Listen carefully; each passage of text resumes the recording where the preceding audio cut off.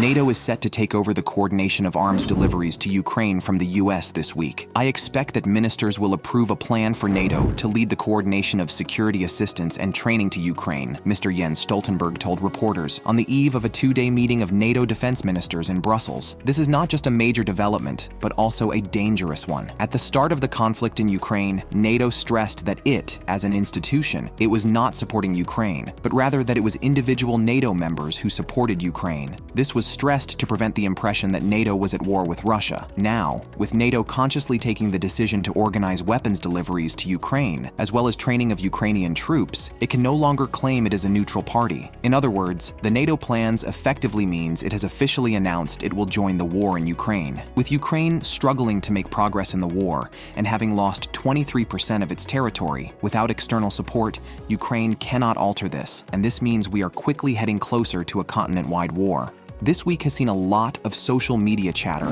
about the end of the Petrodollar agreement between the United States and Saudi Arabia. As per reports, the Gulf nation has decided not to renew the deal. The deal was a major milestone for U.S. global economic dominance, but so far, there's no official confirmation the deal has ended. The 50-year-old agreement has had significant geopolitical and economic implications. It acted as a catalyst in shaping the global energy market and influencing international relations. The petrodollar system was established in 1974 as a result of a bilateral agreement between the U.S. and Saudi Arabia. Saudi agreed to price its oil exports in dollars in return for U.S. security guarantee for the monarchy. Some see the move as a paradigm shift from the dollar to another currency, although which currency can fulfill the role the dollar has long played remains unclear. Whilst it remains to be seen if there is any truth the deal has come to an end. Saudi can sell oil in any currency it wishes, but the U.S. is today the world's largest oil producer, and the dollar remains the currency of choice in global commerce.